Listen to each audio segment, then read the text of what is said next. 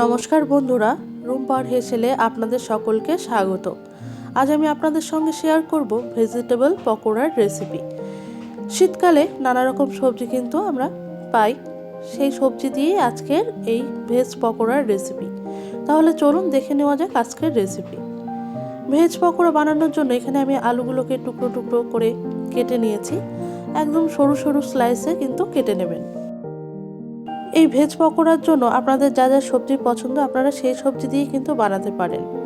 আর এখন দিয়ে দিচ্ছি বিনস কুচি। সবজিগুলোকে খুব পাতলা করে আমি কেটে নিয়েছি, যেহেতু আলাদা করে কিন্তু রান্না হবে না, সে কারণেই কিন্তু সবজিগুলোকে একটু মিহি করেই কেটে নিতে হবে। সেই সঙ্গে দিয়ে দিচ্ছি 2 মুঠো ফুলকপি কুচি। একটা ক্যাপসিকামের হাফটা আমি এখানে কুচি করে নিয়েছি। ক্যাপসিকাম কুচিগুলো কিন্তু দিয়ে দিচ্ছি এখন।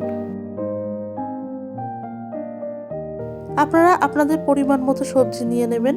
আর নিয়ে নিয়েছি বাঁধাকপি। বাঁধাকপিগুলো কিন্তু কুচি কুচি করে কেটে নিয়েছি।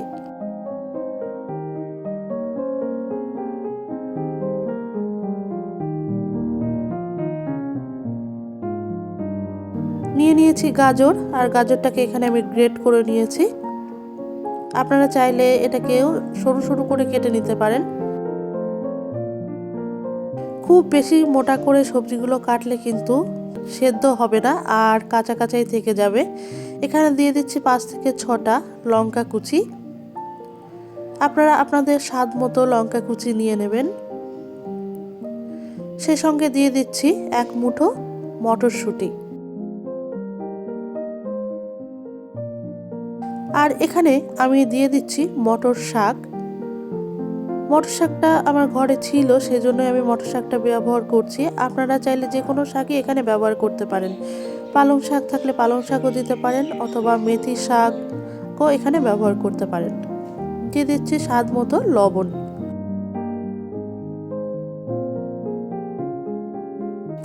দিয়ে দিলাম স্বাদ মতো হলুদ। আর দিয়ে দিচ্ছি 1 চা চামচ পরিমাণে লাল লঙ্কার গুঁড়ো। সে সঙ্গে অ্যাড করে দিচ্ছি বেসন। বেসনের কোনো পরিমাপ আমি এখানে বলছি না, আপনারা যতটা পরিমাণে সবজি নেবেন সেই পরিমাণে কিন্তু এখানে বেসন অ্যাড করতে হবে। আর বেসনের সঙ্গে আমি দিয়ে দেব চালের গুঁড়ো।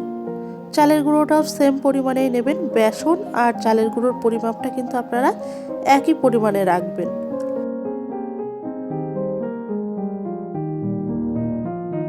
সেই সঙ্গে দিয়ে দিচ্ছি 1 মুঠো ধনেপাতা কুচি। ধনেপাতাটাকে আমি এখানে একটু বড় বড় টুকরো করে কেটে নিয়েছি। আর আপনারা চাইলে সেই সঙ্গে কসুরি মেথি পাতাও কিন্তু এখানে দিতে পারেন।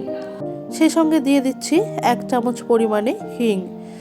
এখানে যেহেতু ভেজ পকোড়া, সেজন্য হিঙের ব্যবহার করছি। আর আপনারা চাইলে কিন্তু পেঁয়াজ রসুনের কুচি এখানে ব্যবহার করতে পারেন।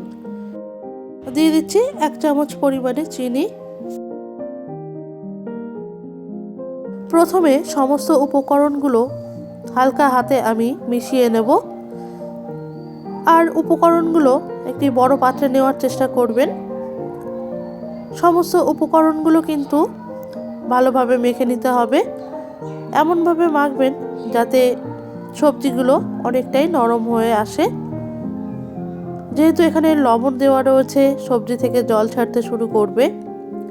এটাকে মেখে নিয়ে আমি 10 থেকে 15 মিনিটের জন্য রেস্টে রেখে দেব। সবজিগুলো যখন মাখাবেন তখন কিন্তু একেবারে জলের ব্যবহার করবেন না। যে জল সবজি থেকে বের হবে সেই জলের সঙ্গে কিন্তু সমস্ত সবজিগুলো মাখা হয়ে যাবে। 3 থেকে 4 মিনিট সময় নিয়ে আমি সমস্ত উপকরণগুলো ভালোভাবে মেখে নিয়েছি। আর এখন দেখুন অনেকটাই কমে এসেছে। আর এটাকে আমি 10 থেকে 15 মিনিটের জন্য ঢাকা দিয়ে রেখে দেব। সমস্ত সবজিগুলো 10 থেকে 15 মিনিট মেখে রাখার পর অনেকটাই নরম হয়ে এসেছে, আর অনেকটা কিন্তু জলও বের হয়েছে। এখন আমি আবার এর সঙ্গে কিছুটা বেসন আর চালের গুঁড়ো আবার অ্যাড করব। নির্দিষ্ট কোনো পরিমাপে কিন্তু আমি বলছি না, আপনারা যতটা পরিমাণে সবজি নেবেন ঠিক ততটা পরিমাণে কিন্তু বেসন আর চালের গুঁড়োর ব্যবহার করতে হবে। এখানে একটা পরিমাপ আপনাদেরকে বলে দিচ্ছি, আমি সমস্ত সবজিগুলোই দু মুঠো পরিমাপে নিয়ে নিয়েছিলাম। আপনারাও চেষ্টা করবেন সেভাবেই নিয়ে নিতে আপনাদের পরিমাপ মতো। বেসন আর চালের গুঁড়ো দিয়ে আবার কিন্তু সবজিগুলোকে খুব ভালো করে মেখে নিতে হবে। খুব ভালো করে মেখে নিয়ে কিন্তু পকোড়াগুলো আমরা ভাজতে পারবো। তো চলুন সবজিগুলোকে আগে খুব ভালো করে মেখে নিই।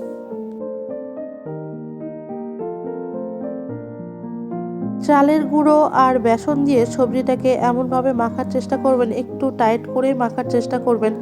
একদম হালকা হলে কিন্তু সবজিগুলো ছাড়া ছাড়া হয়ে যাবে আর ঠিকঠাক মতো কিন্তু পকোড়ার শেপ আসবে না। আপনারা চাইলে কিন্তু এখানে গোল গোল করে বা আলাদা আলাদা ডিজাইনের কিন্তু পকোড়ার শেপ দিয়েই নিতে পারেন।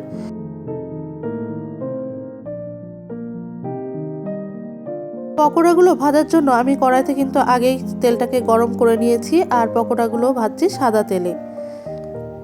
আপনারা চাইলে এখানে সরষের তেলও ব্যবহার করতে পারেন। এভাবে কিন্তু পকোড়াগুলোকে আমি প্রথম ব্যাচের পকোড়াগুলো দিয়ে দিচ্ছি। লো টু মিডিয়াম ফ্লেমে রেখে কিন্তু পকোড়াগুলোকে ভাজতে হবে, না হলে সবজিগুলো কাঁচাই থেকে যাবে আর ওপর দিকে তাড়াতাড়ি ভাজা হয়ে গেলে খেতে ভালো লাগবে না। চেষ্টা করবেন লো টু মিডিয়াম ফ্লেমে রেখে পকোড়াগুলো ভেজে নেওয়ার। আমিষ বা নিরামিষ দিনে সন্ধ্যায় চায়ের সঙ্গে বা কফির সঙ্গে এই ভেজ পকোড়া কিন্তু খেতে ভীষণই সুন্দর লাগে।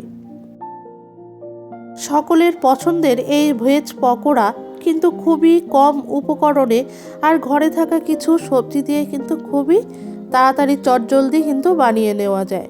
শীতের সন্ধ্যায় চা কফির সঙ্গে বা অতিথিদের আপ্যায়নে খুবই কম সময়ে কিন্তু তৈরি করে নিতে পারেন এই ভেজ পকোড়ার রেসিপি। প্রথম ব্যাচের পকোড়াগুলো কিন্তু এখানে হয়েই এসেছে। আর আরেকটা টিপস এখানে দিয়ে রাখি আপনাদেরকে, পকোড়াগুলোকে প্রথমবার 60% আপনারা ভেজে তুলে নিন, তারপরে যখন আবার সার্ভ করবেন তখন আবার 40% কিন্তু ভেজে দিতে পারেন। তাহলে ডবল করে ভাজলে কিন্তু পকোড়াগুলো অনেক সময় পর্যন্ত মুচমুচে থাকে। আর এভাবেই আমি দ্বিতীয় ব্যাচের পকোড়াগুলো কিন্তু ভেজে তুলে নেব।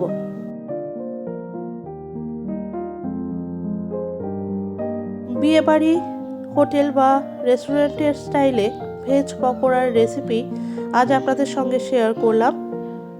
কেমন লাগলো আজকে আমার এই ভেজ পকোড়ার রেসিপি কমেন্টে কিন্তু জানাতে ভুলবেন না। আর আপনারা যদি বাড়িতে এখনও ট্রাই না করে থাকেন তাহলে অবশ্যই ট্রাই করুন আর আমাকে জানাবেন কেমন হয়েছিল আপনাদের পকোড়া।